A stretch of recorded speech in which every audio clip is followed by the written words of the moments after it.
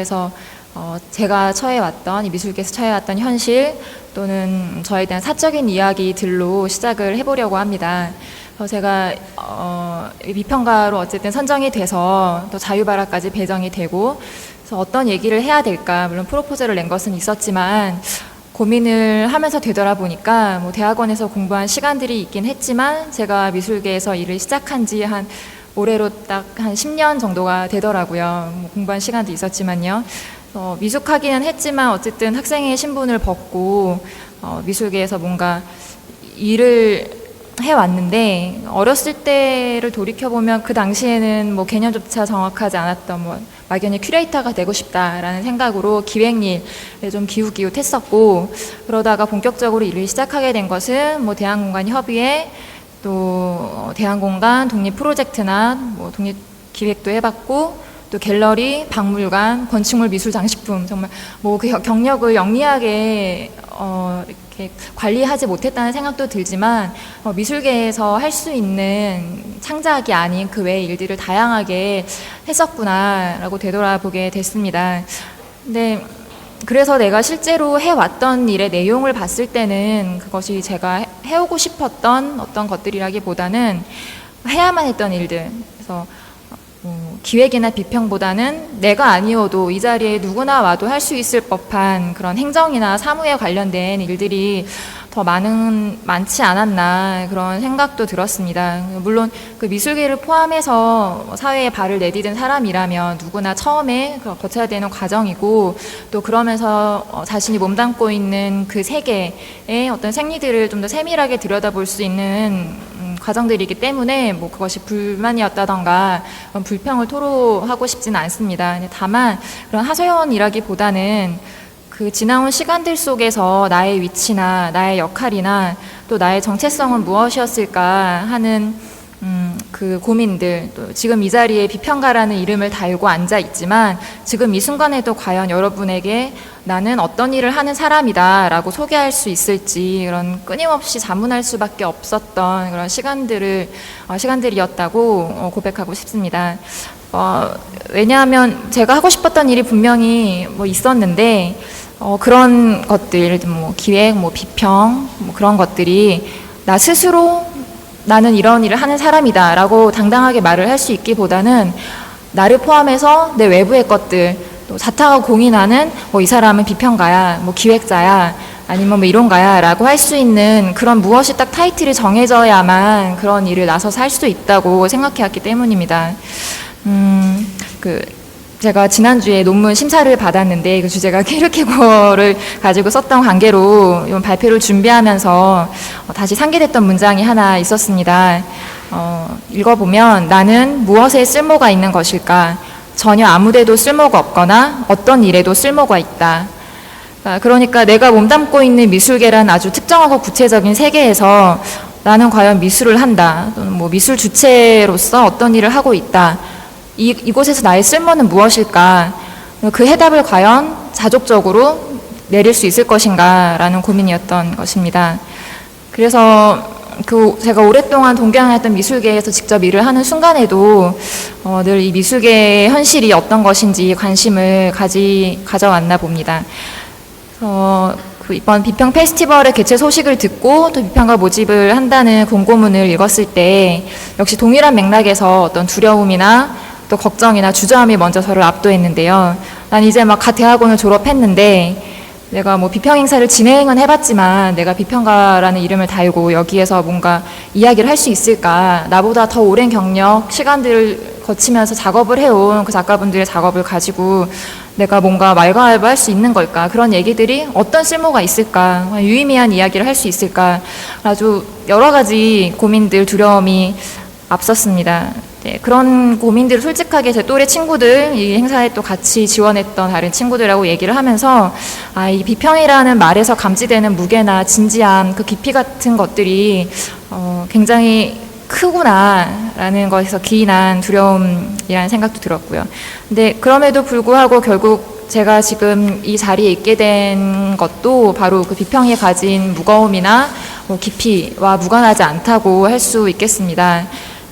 페스티벌에 지원한다고 해서 뭐 다 될 거란 보장은 없지만 그래도 이거를 지원을 할지 말지 또 논문 심사하고 겹쳐 있었기 때문에 뭐 그런 걸 결정해야 되는 순간에서 비슷한 고민을 가진 친구들하고 많이 얘기를 해봤는데요. 그러니까 과연 비평이 그렇게 무겁기만 할 것인가라는 생각을 하게 됐습니다. 그러니까 뭐 기존의 권위에 기대서 어제 강수면 선생님께서도 말씀하셨지만 뭐 신춘문예에 내가 글을 내 당선이 된다던가 아니면 권위 있는 뭐 어떤 매체에 실린다던가 하는 그런 방식으로 내가 나서는 게 가장 나의 위치를 빠르게 또 확실하게 성립시켜 줄 수 있는 것이긴 하지만 그 미술 비평이라는 용어, 그러니까 미술 작품의 가치나 특성을 평가하는 것에서 좀 벗어나서 다른 얘기들도 다른 역할도 비평에 포함시킬 수 있지 않을까 해서 용기를 내서 지원을 해보자 하게 됐고 또 이렇게 얘기할 수 있는 자리를 얻게 된 거죠. 그래서 비평이라는 그 행위에는 단지 몇 개의 단어만으로 규정할 수 없는 그런 다층적인 면모가 있다고 생각합니다. 그러니까 비평의 대상으로 삼는 예술 작품이 그러니까 언어로 다 말할 수 없을 만큼 다양하고 또 그렇기 때문에 그런 다양한 작품을 대하는 비평가의 뭐 분석이나 판단의 준거라던가 감상이나 그 평가 서술 그 모든 것이 다 다양한 태도와 형식으로 전개될 수 있지 않을까라고 생각이 들고요. 그래서 뭐 예컨대 또 비평을 하나의 또 다른 창작 행위로 인정하고 있다는 거는 그거를 문학 장르로 보고 뭐 신춘문예라는 이름이나 어떤 평론 잡지라던가 그렇게 출판이 되는 것도 바로 그 비평이 지니는 다양성의 측면에서 이해를 해볼 수 있겠습니다. 그런데 여기서 또 한 가지 스스로 질문을 하게 되는 게 미술 비평이 이렇게 다층적으로 구성된 행위라고 한다면 과연 지금 이 시대에 한국 미술계에서 그렇게 비평이 실제로 풍부하고 양적으로도 풍부하고 질적으로도 풍요롭게 일어나고 있는가 질문을 던져보게 됩니다. 좀 더 구체적으로 얘기를 하면 그 미술계를 이루고 있는 수많은 주체들이 있죠. 뭐 창작행위라는 작가들도 있고 또 작품을 연구 분석하고 전시를 만들어 나가는 큐레이터 또 이렇게 상술한 것들에 비해서는 좀 비가시적으로 느껴지긴 하지만 사실은 그 저변에서 더 큰 영향력을 행사하고 있다고 볼 수 있는 공공기관이나 제도나 또는 뭐 행정기관, 자본 이런 것들 뭐 이런 다른 미술 주체와 견주었을 때 비평가의 활동도 그만큼 다양하게 일어나고 있을까? 별로 그런 것 같지는 않습니다. 이게 뭐 제 위치에서 이렇게 단언한다는 것조차도 좀 조심스럽기는 하지만 단적인 예를 생각해 보자면 한국 미술계에서 뭐 손에 꼽는 미술 잡지들 지금 들으시는 분들 머릿속에 떠오르는 그 몇몇 매체들을 봤을 때 물론 그 매체들의 목적이 비평문만을 실어야 된다던가 비평을 가장 우선으로 해야 되는 것은 아니지만 좀 다양한 담론들을 전달하고 생성한다는 그런 목적을 생각을 해봤을 때 비평이 그 잡지 매체들을 차지하고 있는 비율이 점점 줄어들고 있지 않은가. 그래서 좀 시기적으로 너무 맞물려 있기는 하지만 어제 잡지 2권을 펼쳐보니까 5월달에 베니스 비엔날레가 열렸던 관계로 그리고 비엔날레가 차지하는 그 잡지 기사의 분량이 이미지를 포함해서 40쪽이었고 광고가 20쪽이었고 크리틱이라는 이름으로 붙어있는 지면은 딱 8쪽이더라고요. 그 외에는 어떤 리뷰나 뭐 작가의 포커스를 맞춘 어떤 소개글이라던가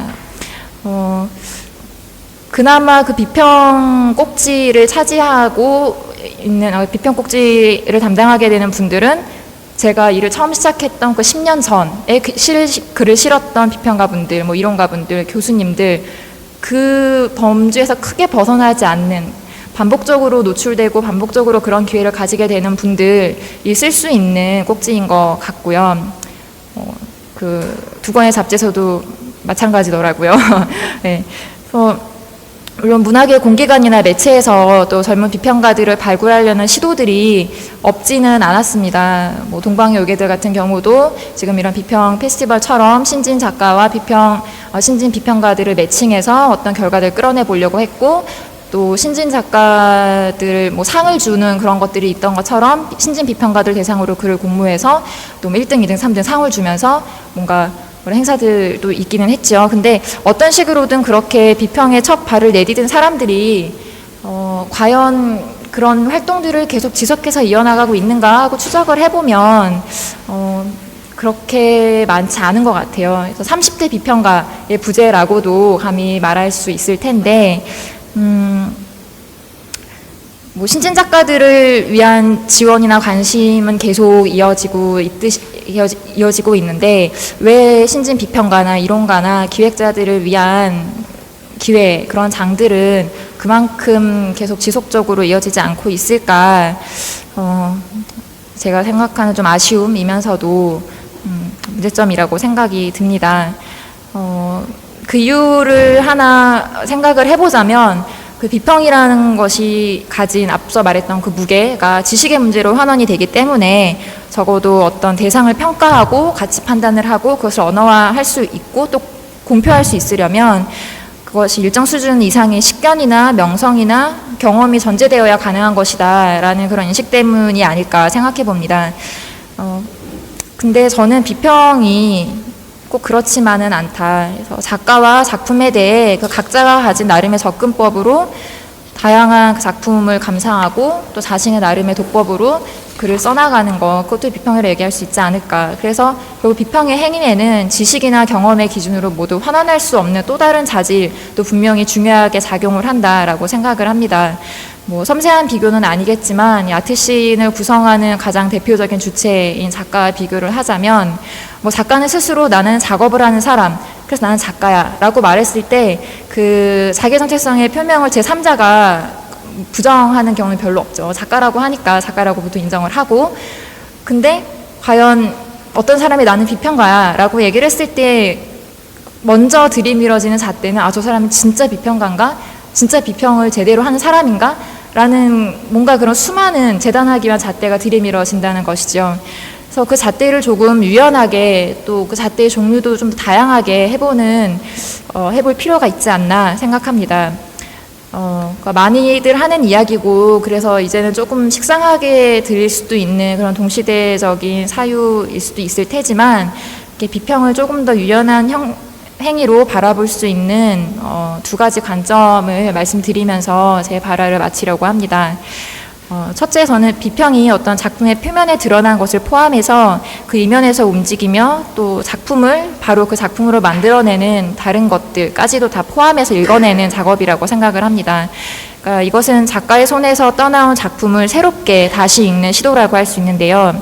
예를 들면 우리가 책을 고르고 읽을 때 그 책의 종류와 특성에 따라서 독해의 목적과 방식을 달리하고 또 독해의 과정에서 각자가 향유하는 지점들이 여러 가지가 있듯이 하나의 미술 작품을 읽어내는 읽기의 관점이나 독해의 방법에 따라서 작품이 전달하는 의미, 뭐 가치 그런 것들이 더 풍부해질 수 있다고 생각을 합니다.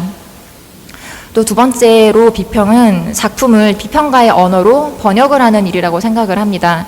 뭐 시각예술 분야에서 작가가 하는 일은 어떤 대상, 관념, 실제로 있는 뭐 사물이든 그것을 뭐 평면, 입체, 영상 다양한 장르로 시각화하는 시각으로 번역하는 일이라고 하면 뭐 큐레이터는 또 작가의 작품을 전시라는 형태로 번역을 하는 일이 될 것이고 비평가의 일은 그런 작품 또 전시를 하나의 텍스트로 번역하는 일이라고 할 수 있겠습니다.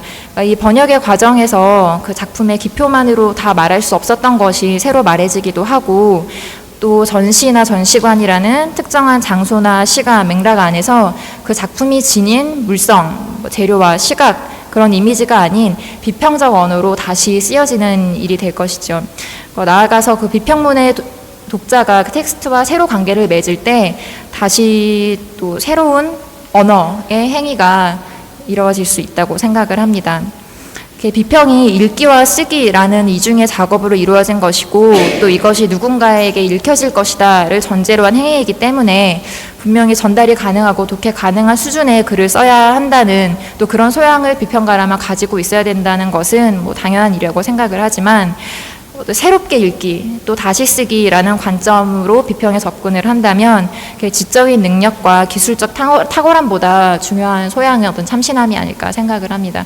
물론 이 참신함이라는 것이 뭐 이전에 전혀 없었던 방식으로 비평을 한다라던가 굉장히 뭐 충격적인 방법으로 비평을 한다라던가 이런 것을 의미하는 것은 아니고요.